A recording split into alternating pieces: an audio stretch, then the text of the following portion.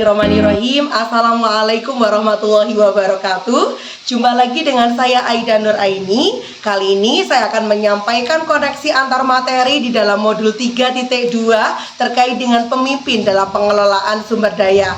Di dalam koneksi antar materi ini nanti saya akan menyampaikan beberapa hal.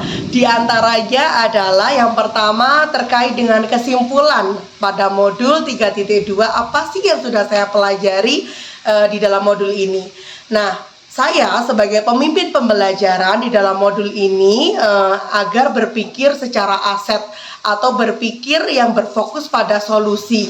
Berpikir juga terkait dengan apa yang ada di lingkungan sekolah saya, apa yang saya jumpai. Tidak perlu berpikir apa yang tidak ada, apa yang kurang, atau yang berfokus pada masalahnya. Karena apa? Saya sebagai guru atau pemimpin pembelajaran, di mana ketika kita memandang murid itu memiliki potensi masing-masing.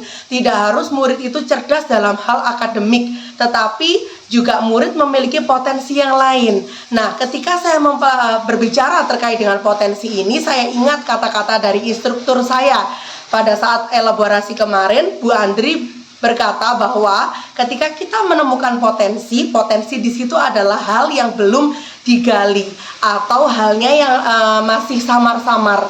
Nah, hal ini sama dengan yang diungkapkan oleh Ki Hajar Dewantara di dalam filosofi pemikiran Ki Hajar Dewantara, bahwa pendidikan itu sendiri adalah menebalkan laku murid. Murid sudah memiliki kodratnya masing-masing, baik itu kodrat alam maupun kodrat keadaan. Nah, karena itu guru di sinilah yang harus bisa memfasilitasi potensi mereka masing-masing, bukan mereka yang mengikuti kita. Nah, itu yang kita bisa implementasikan di dalam kelas melalui pembelajaran berdiferensiasi. Lalu bagaimana dengan lingkungan di sekitar sekolah? Maka kita manfaatkan potensi ataupun modal fisik yang ada di sekolah. Modal fisik itu tidak harus bangunan, tetapi juga sarana prasarana yang ada di sekolah. Kita manfaatkan sebagai sumber dan media pembelajaran. Mana kegiatan yang bisa kita manfaatkan di sekitar situ sehingga pembelajaran itu lebih bermakna dan bermanfaat bagi peserta didik.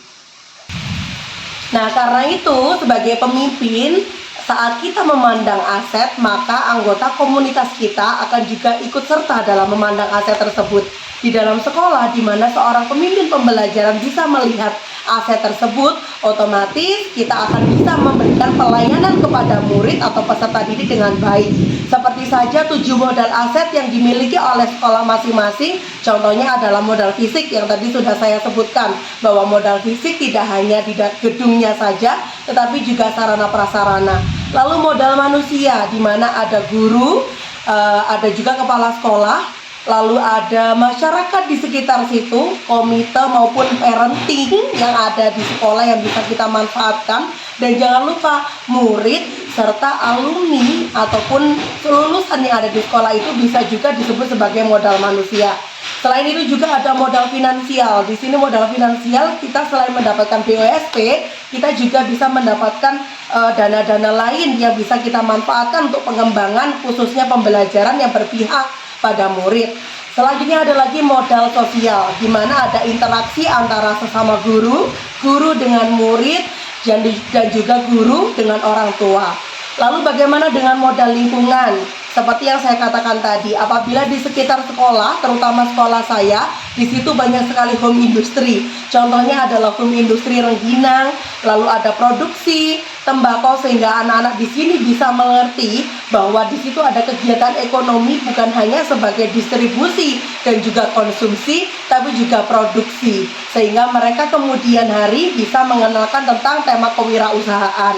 Lalu bagaimana lagi dengan modal agama dan budaya? Di sekolah saya itu dekat dengan pondok pesantren, dekat dengan masjid, sehingga kita bisa menjalin kerjasama atau MOU dengan masjid, dengan pesantren untuk menjadi narasumber di sekolah ketika ada kegiatan keagamaan. Dan kebetulan murid saya itu memang lebih condong kepada kebudayaan berupa tarian jaranan ataupun tarian yang ada di sekitar situ, yaitu tari topeng Malangan. Nah, itu bisa kita manfaatkan juga agar sekolah kita itu juga mengenal bukan hanya tentang agamanya, tapi juga tentang kebudayaan setempat. Selanjutnya, hal ketiga yang akan saya bahas adalah keterkaitan modul 3.2 ini dengan modul pertama yang saya pernah pelajari. Modul pertama itu ada beberapa hal yang saya pelajari. Yang pertama adalah terkait dengan pemikiran atau filosofi Ki Hajar Dewantara, di mana itu tadi bahwa murid memiliki kodratnya masing-masing, baik berupa kodrat alam maupun kodrat keadaan. Jadi ketika seseorang pemimpin pembelajaran mampu melihat aset, sehingga tidak ada lagi bahwa predikat murid yang kurang dalam bidang akademik dan lain sebagainya, tapi murid ini berpotensi pada bidang tertentu yang potensi itu harus kita tebalkan. Nah, ini sesuai dengan modul 1.2. Juga di modul 1.3 mengenai visi. Di sini visi sekolah memang harus lebih ditekankan kembali. Kenapa harus seperti itu? Bahwa visi itu hal yang harus kita tuju.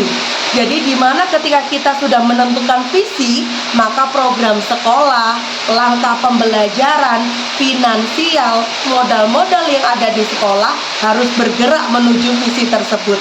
Begitu juga dengan modul 1.4 mengenai budaya disiplin positif, bahwa di dalam disiplin positif itu nanti akan menunjang adanya pemikiran kita berbasis aset, sehingga ketika kita melihat anak-anak melanggar sebuah keyakinan sekolah, maka kita arahkan kepada disiplin positif agar kita tidak melihat masalah tetapi lebih fokus pada solusi. Keterkaitan dengan modul 2 yang pernah saya pelajari juga, ketika kita bisa memandang aset kepada murid, maka kita bisa melayani kebutuhan belajarnya murid. Dengan cara apa? Dengan pembelajaran berdiferensiasi. Di mana pembelajaran berdiferensiasi itu, maka kebutuhan anak mulai dari anak yang bagaimanapun potensinya, heterogen kemampuannya, maka harus kita fasilitasi. Selanjutnya, pemimpin di sini juga harus memiliki sosial emosional yang baik, di mana ketika sosial emosionalnya baik dalam keadaan yang mindfulness atau kesadaran penuh, maka ketika mengambil keputusan tidak terbawa oleh emosinya. Begitu juga di modul 2.3, di mana setiap kali pengambilan keputusan maupun apapun yang akan dikelolanya di dalam aset, terutama aset manusia, maka pemimpin di sini bisa menggunakan teknik coaching. Nah, teknik coaching ini bisa diajak berbicara bersama sehingga seakan-akan pemimpin di sini tidak harus ikut serta dalam keputusan yang diambilnya, tapi juga bisa memberdayakan aset manusia yang ada di lingkungan sekolahnya. Lalu bagaimana dengan keterkaitan di modul 3.1 terkait dengan pengambilan keputusan? Di dalam modul 3.2 ini, ketika pemimpin bisa mengelola aset, maka hal ini sangat berpengaruh pada pengambilan keputusan. Jadi pengambilan keputusan di sini haruslah memang berpikir secara aset. Bukan lagi pemimpin itu melihat kekurangan yang ada di sekolahnya lalu mencari-cari di tempat yang lain. Tetapi bagaimana pengambilan keputusan itu bisa memfasilitasi sebuah aset atau tujuh aset yang dimiliki oleh lembaga tersebut. Dan yang terakhir yang akan saya bahas di dalam koneksi antar materi ini adalah perubahan apa yang didapatkan setelah saya mempelajari modul 3.2 ini. Yang pertama, saya begitu amazed, terkejut, dan juga bisa mempelajari bahwa ternyata ketika kita berpikir secara aset, itu dengan sedetail mungkin kita itu bisa melihat segala sesuatunya dengan positif. Di mana apapun yang kita miliki di dalam lembaga kita, murid kita, rekan kerja kita, itu bisa menjadi sebuah aset yang kuat untuk membangun lembaga kita.